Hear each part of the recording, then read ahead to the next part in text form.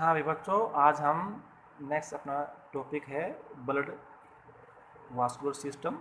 ठीक है, परिसंचरण तंत्र जो है, और उसके अंदर जो है हम ब्लड जो है, हमारा जो रक्त है, उसके बारे में उसका हमें अध्ययन करेंगे।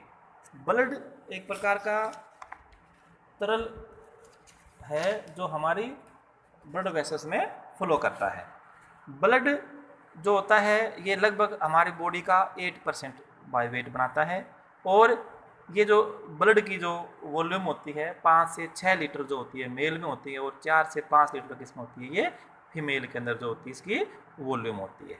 ठीक है, ब्लड जो होता है ये इसका जो टेम्परेचर होता है, हमारे जो बॉडी का जो टेम्परेचर होता है जैसे 37 डिग्री सेल्सियस होता है, उससे 1 डिग्री जो होता है वो ज़्यादा होता है।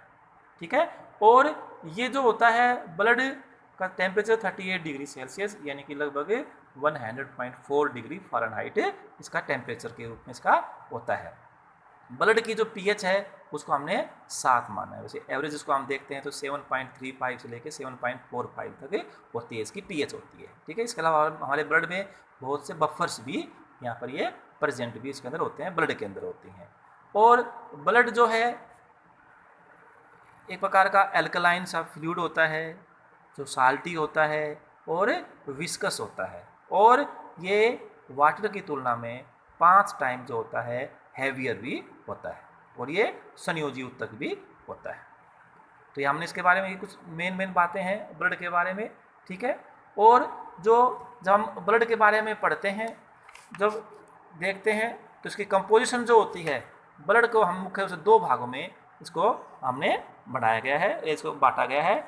ठीक है, तो एक भाग जो है इसका जो भाग होता है उसको हम क्या बोलते हैं, प्लाज्मा कहते हैं। तो प्लाज्मा जो है ब्लड का ये 46 से 63% होता है, इनको हम एवरेज 55% जो होता है वो हमारा क्या होता है, इसमें प्लाज्मा होता है। और बाकी जो इसके अंदर जो होता है वो फॉर्म्ड एलिमेंट्स भी होते हैं, या उनको हमें कार्पसल्स भी कहते हैं, और ये कार्पसल जो होती हैं 37 से 54% होती है, यानी कि इन्हें हम 45% एवरेज के रूप में मानते हैं। तो ये जो कार्पसल्स और ये के अंदर ये होती हैं, तो प्लाज्मा के बारे में हमें पहले स्टडी करते हैं। प्लाज्मा जो होता है हमारा जो ब्लड के अंदर जो सबसे महत्वपूर्ण जो भाग होता है, या जो लिक्विड जो भाग होता है, उसको हम क्या बोलते हैं, प्लाज्मा कहते हैं। और प्लाज्मा जो होता है ये 55% जो भाग है ये प्लाज्मा ही होता है। तो प्लाज्मा के अंदर जब हम इसकी कंपोजिशन के बारे में पढ़ते हैं तो क्या क्या होता है इसके अंदर, ठीक है ना। ये प्लाज्मा जो है ये जैसे आपको यहाँ पर दिखा भी रखा है 92% जो है प्लाज्मा में वाटर होता है। देखिए इतने परसेंट जो है 90 से 92% इसमें वाटर होता है। 7 to 8% जो है इसमें क्या होते हैं, प्रोटीन्स होते हैं, प्रोटीन और अदर सोल्यूट्स भी इसके अंदर प्रेजेंट होते हैं। तो इनके बारे में हम 1 बाय 1 इनको हम पढ़ेंगे।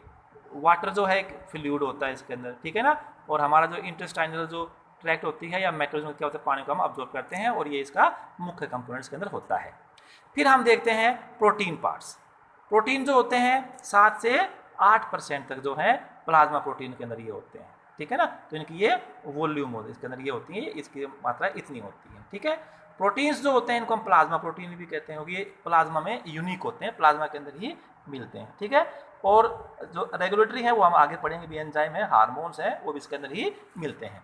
तो प्लाज्मा जो प्रोटीन है उसके बारे में हम आपको बताते हैं कि ये 3 प्रकार के होते हैं। सबसे पहला वाला जो नाम है एल्बुमिन, यानी कि ये जो प्लाज्मा प्रोटीन है उसमें सबसे ज़्यादा मात्रा में मिलने वाला प्रोटीन है, और ये 54 से 60% जो होता है ये इसका बड़ा होता है। और ये जो प्लाज्मा प्रोटीन होता है, ये एल्बुमिन जो होता है, ये लीवर के द्वारा इसका सिंथेसिस होता है, इसको लीवर बनाता है, और ये मुख्य रूप से ट्रांसपोर्ट के रूप में काम आता है। जो भी फैटी एसिड हैं और स्टेरॉइड जो हार्मोन होते हैं उनको जो है इनके लिए ट्रांसपोर्ट के लिए काम आता है। इसके अलावा ये जो एल्बुमिन होता है ये ओस्मोटिक जो कंसंट्रेशन है, हमारे जो ब्लड की जो ओस्मोटिक कंसंट्रेशन होती है उसको बनाए रखने के लिए भी बड़ा महत्वपूर्ण ये होता है, ठीक है ना। उसके लिए कैसे करता है ये ओस्मोटिक कंसंट्रेशन के लिए, कि इसकी वजह से क्या होता है, पानी का अब्जॉर्प्शन होता है ब्लड वेसल्स के अंदर, और उससे क्या होता है उनका ब्लड की जो वॉल्यूम है या प्रेशर जो होता है वो बढ़ जाता है इसके अंदर, ठीक है ना। तो ये एल्बुमिन्स ये आते हैं, ठीक है। नेक्स्ट जो आता है, जो इसके अंदर प्रोटीन मिलता है, उसका नाम है ग्लोबुलिन्स। ग्लोबुलिन्स जो है सेकंड मोस्ट डोमिनेंट या मोस्ट अबंडेंट प्रोटीन जो प्लाज्मा के अंदर मिलता है, उसका नाम है ग्लोबुलिन्स बोलते हैं। ये ग्लोबुलिन्स जो होते हैं मुख्य रूप से हेटेरोजेनस ग्रुप होता है, इसमें 3 सब ग्रुप होते हैं, अल्फा, बीटा और गामा। तो ये जैसे कि ये अल्फा है, ये बीटा है और ये गामा ग्लोबुलिन्स होते हैं, ठीक है ना। तो ये आपको उसी के बारे में याद आएगा। अल्फा ग्लोबुलिन्स है, बीटा और गामा है। तो अल्फा ग्लोबुलिन जो होता है, अब इसके भी हर एक के अलग अलग कार्य होते हैं। ये अल्फा ग्लोबुलिन जो होते हैं ये ट्रांसपोर्ट के रूप में काम आते हैं, सारे दोनों ही हैं, अल्फा बीटा ट्रांसपोर्ट में होते हैं। और अल्फा मुख्य रूप से कॉपर का ट्रांसपोर्ट करता है और बीटा जो होता है वो आयरन का ट्रांसपोर्ट करता है। इसके अलावा फैट सोल्यूबल जो विटामिन होते हैं वो भी इन दोनों के द्वारा क्या होता है, उनका भी ट्रांसपोर्ट होता है। और ये दोनों जो होते हैं अल्फा और बीटा जो ग्लोबुलिन होते हैं, ये लिपिड का भी ट्रांसपोर्ट करते हैं। और fat soluble vitamin A, D, E और के, ये फैट का जो ट्रांसपोर्ट था एल्बुमिन भी करता है और फैट का ट्रांसपोर्ट ग्लोबुलिन भी करता है। उसके तहत दोनों क्या होते हैं, ये करते हैं। और दोनों ही ऑस्मोटिक जो प्रेशर होता है हमारा ब्लड का, उसको बनाए रखते हैं। थर्ड जो टाइप है गामा ग्लोबुलिन। गामा ग्लोबुलिन जो होते हैं वो हमारी बॉडी की इम्यून सिस्टम के अंदर डेवलप होते हैं और इनसे इम्यूनोग्लोबुलिन्स या जिसको हम एंटीबॉडी कहते हैं वो बनती है इसके अंदर, ठीक है ना। और इनकी काफ़ी लंबा टाइम होता है। और ये इम्यूनोग्लोबुलिन जो होती हैं प्लाज्मा सेल के द्वारा निर्माण किया जाता है। और बाकी जो ग्लोबुलिन्स होती हैं उनका निर्माण कहाँ होता है, लीवर के द्वारा होता है। कहाँ होता है भी, ये लीवर है यहाँ पर, ठीक है ना। ऐसे यहाँ पर ये भी क्या है, लीवर के द्वारा आते हैं। और ये कहाँ बनती हैं, प्लाज्मा सेल्स के अंदर जो होता है ये इसका निर्माण किया जाता है, ठीक है। अब अगला आता है थर्ड जो प्रोटीन यहाँ पर मिलता है उसका नाम है फाइब्रिनोजन। सबसे कम जो मिलने वाला जो प्रोटीन है वो क्या है, फाइब्रिनोजन होता है। और यह भी लीवर से ही सिंथेसिस होता है, ठीक है। और ये ब्लड क्लॉटिंग के लिए बहुत ही आवश्यक होता है, ठीक है। और ये सिर्फ 4 to 7% ही इन प्रोटीन्स का होता है। और जब प्लाज्मा से फाइब्रिनोजन को हम निकाल लेते हैं तब हम उसे क्या बोलते हैं, सीरम कहते हैं। तो इस प्रकार जो होती है ये इनके अंदर ये प्लाज्मा जो है ये इसकी कंपोजिशन होती है। प्लाज्मा जो होती है इसके बाद इसके कार्य भी होते हैं प्लाज्मा के भी। तो ये जैसे कि हमने बताया था अभी ऑस्मोटिक प्रेशर बनाए रखने काम में आती हैं, ठीक है ना। और ये जो होते हैं एक प्रकार के एसिड बेस बैलेंस में भी काम आती हैं, ब्लड का जो क्लोटिंग होती है उसमें भी काम आती हैं, डिजीज रेजिस्टेंस में भी काम आती हैं। तो ये प्लाज्मा प्रोटीन के अलग अलग कार्य हैं, हम सब इसके बारे में जानते भी हैं, ठीक है ना। जो अल्फा और बीटा जो होती हैं वो ट्रांसपोर्ट में काम करती हैं, गामा ग्लोबुलिन जो होती हैं वो हमारी बॉडी की इम्यून सिस्टम को मजबूत करने में काम आती है, एंटीबॉडी निर्माण में काम आती हैं। तो ये जो है प्लाज्मा के बारे में आता है। नेक्स्ट जो है जिसको हमने यहाँ पर नाम दिया है फॉर्म्ड एलिमेंट्स। फॉर्म्ड एलिमेंट्स जो होता है ब्लड का जो हिस्सा है जो कि सिर्फ 45% है। और इस फॉर्म्ड एलिमेंट्स के अंदर क्या आते हैं, कार्पसल्स आती हैं। तो इसके अंदर जो मुख्य रूप से जो पहली जो कार्पसल है जिसके बारे में हम जानते हैं और उसका नाम क्या है, आरबीसी, यानी कि रेड ब्लड सेल्स या रेड ब्लड कार्पसल्स। और ये जो हैं रेड ब्लड सेल जो हैं फॉर्म्ड एलिमेंट्स में सबसे ज़्यादा मात्रा में जो मिलती हैं वो यही होती हैं एरिथ्रोसाइट्स, ठीक है ना। और ये इन सब से हैवीएस्ट भी होते हैं। और इसीलिए क्या होता है कि जब हम हमारे ब्लड को सेंट्रीफ्यूज करते हैं और सेंट्रीफ्यूज करने के बाद जब उसको हमें सेटल होने देते हैं तो सबसे हैवीएस्ट होने के कारण जो है ये जो होती हैं ये नीचे सबसे पहले बैठ जाती हैं, ठीक है ना। क्या होती हैं वो एरिथ्रोसाइट्स होती हैं, यानी कि आरबीसी जो होती हैं वो ऐसी होती हैं। आरबीसी है, जब इसके बारे में हम अध्ययन करते हैं तो उनके अंदर क्या क्या होते हैं, ठीक है। तो आरबीसी है, वैसे तो एक डायग्राम ये आपके लिए और भी है। आरबीसी जो है वो यहाँ पर है, एरिथ्रोसाइट है, रेड ब्लड कार्पसल होती हैं और इनके बारे में हम इनके बारे में और पढ़ते हैं। आरबीसी जो हैं, ठीक है ना, ये इनकी क्या क्या, पहले हम इनकी एंटवन ल्यूवन हॉक ने इनकी खोज की थी आरबीसी की। और लगभग सभी जो कशेरुकी होते हैं उनके अंदर आरबीसी प्रेजेंट होती हैं, लेकिन लेप्टोसिफेलस को छोड़ के। इसके अलावा कुछ अकशेरुकी प्राणी हैं जैसे कि ग्लाइसेरा है, फोरोनिस है, इसके अंदर भी आरबीसी मिलती हैं। आरबीसी की जब हम आकृति की बारे में अध्ययन करते हैं, आकृति जब होती हैं, ठीक है ना, इसकी क्या शेप होती हैं, तो मेंबर्स में इनकी आकृति अलग होती है और बाकी जो कशेरुकी होती हैं यानी कि वर्टिब्रेट्स होती हैं उनमें अलग होती है। ठीक है, कशेरुकियों के अंदर जो है ये ओवल यानी कि अंडाकार है, उभयोत्तल होती है, बाई कॉन्वेक्स होती है और केंद्रक इसके अंदर प्रेजेंट होता है। लेकिन मैमल्स के अंदर जो होता है केंद्रक विहीन होती है, सिर्फ दो ही मैमल है, कैमल और लामा, जिसके अंदर जो होता है ये मिलती है कैमल लामा के अंदर, ठीक है ना। तो बाकी के अंदर जो होती है इसमें न्यूक्लियस नहीं होता है मैमल्स के अंदर। और हमारे मैमल्स के अंदर ये बाई कॉनकेव होती हैं, उभयातल होती हैं। उससे क्या होगा कि इनका सरफेस एरिया भी बढ़ जाता है और ये कंप्लीट इसका हर भाग जो होता है कॉन्टैक्ट में आ जाता है, इसके सराउंडिंग के जो फ्लूइड है उसके संपर्क में आ जाता है, तो ये इनकी ऐसी आकृति होती है। और इसमें न्यूक्लियस भी नहीं होता। उससे क्या होता है लार्जर मात्रा में जो है यहाँ पर जो हीमोग्लोबिन है वो इनके अंदर क्या होता है वो आ सकता है। तो ये है। और इनकी फिर हम आकार देखते हैं तो आरबीसी का जो आकार होता है वो क्या होता है कि लगभग 7 से 8 माइक्रोमीटर होता है, मेम्बर्स के अंदर होता है। और एम्फीयूमा जो है उसकी जो एरिथ्रोसाइट है उसका साइज सबसे बड़ा होता है, 75 माइक्रोमीटर तक होता है, ठीक है ना। और अलग अलग जीव की क्या होती है इनकी अलग अलग क्या होता है इनका साइज होता है आरबीसी के अंदर, ठीक है। तो इनको हम जब इसकी साइज या इनको हम जब देखते हैं तो ये एक प्रकार के बाई कॉनकेव डिस्क के रूप में होती हैं, ठीक है ना। तो बाहर जो है यानी कि वो डंबल शेप भी बोलते हैं, डंबल में जो उसके दोनों एंड जो होते हैं वो फूले हुए रहते हैं और बीच में क्या होती है वो फ्लैट सी होती है इसके अंदर, ठीक है ना। और आरबीसी के अंदर कोई भी कोशिकांग भी नहीं होता, न्यूक्लियस भी नहीं होता और बाकी अन्य कोशिकांग भी नहीं होते हैं। क्यों नहीं होते हैं? ताकि उसमें ज़्यादा से ज़्यादा मात्रा में क्या आ सके हीमोग्लोबिन जो है वो वहाँ पर आ सके। आरबीसी के अंदर क्या होता है हीमोग्लोबिन होता है। एक सिंगल जो एरिथ्रोसाइट है उसके अंदर 300 मिलियन हीमोग्लोबिन के मॉलिक्यूल होते हैं, 300 मिलियन।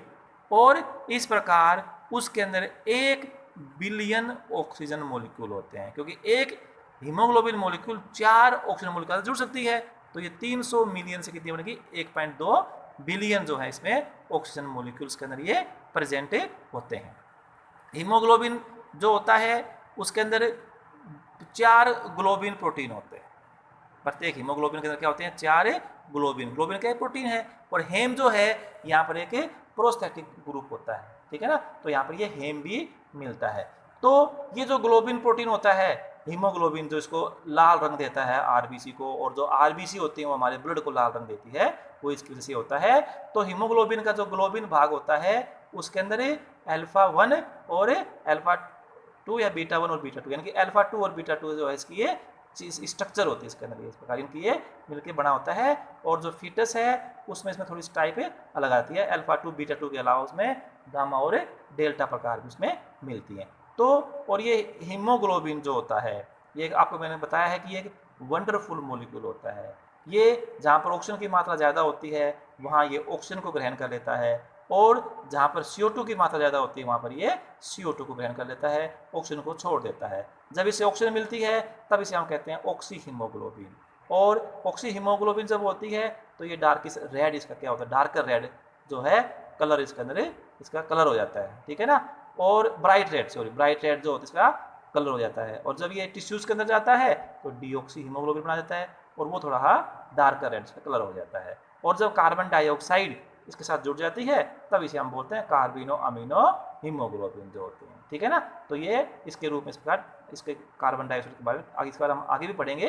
तो ये इसके अंदर हीमोग्लोबिन होता है, ठीक है।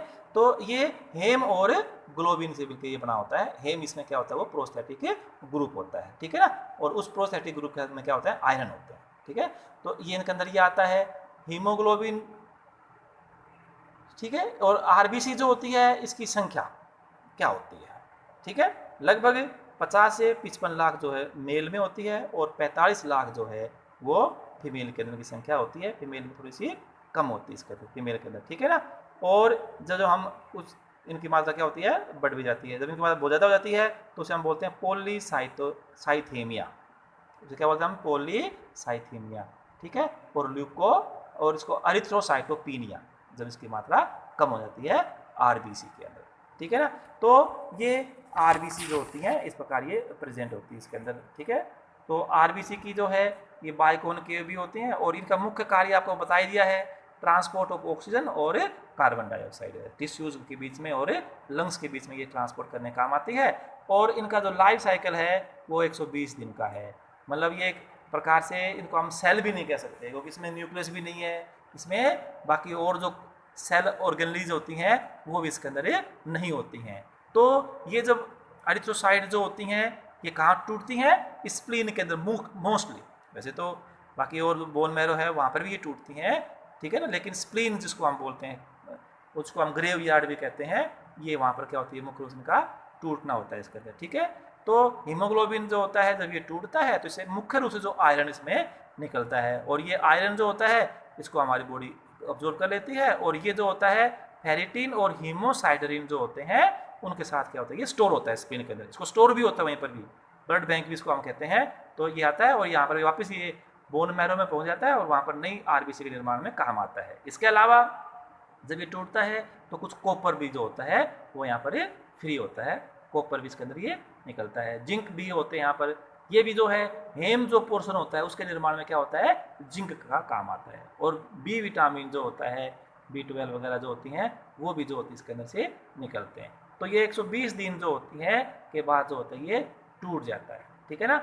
और जो इसका नॉन आयरन जो पोर्शन होता है हेम का, ठीक है, एक तो हेम का पोर्शन वो होता है जिसमें आयरन होता है, तो वो लीवर में और स्प्लीन में स्टोर किया जाता है, उसको जिसमें आयरन होता है उसको तो हम किस रूप में, फेरिटिन में या हीमोसाइडेरिन के अंदर आता है। लेकिन जो नॉन आयरन प्रोटीन जो होता है हेम का, उसको हमने बिलीवर्डीन, एक ग्रीन जो पिगमेंट होता है उसके अंदर हम उसको तोड़ देते हैं, और वो बिलीवर्डीन जो है बिलीरुबिन में टूट जाता है, येलो पिगमेंट में, ठीक है ना।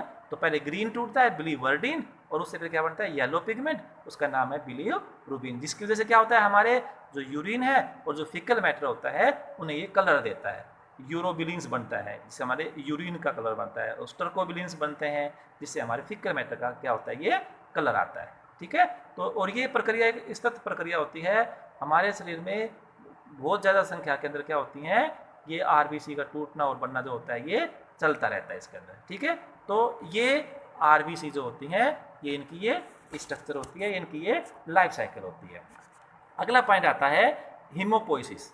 आरबीसी हो, डब्ल्यूबीसी हो, जो भी हमारी ये ब्लड सेल होती हैं इनका एक निर्माण होता है जिसको हम हीमोपोइसिस कहते हैं। जब हम हीमोपोइसिस के बारे में अध्ययन करते हैं तो जैसे कि एम्ब्रियो होता है, तो एम्ब्रियो के अंदर जो होता है इनका जो निर्माण होता है तीनों सेल का, सिर्फ आरबीसी हो, डब्ल्यूबीसी हो, सिर्फ प्लेटलेट्स हो, उसको हमने नाम अलग अलग दे दिए बाद में।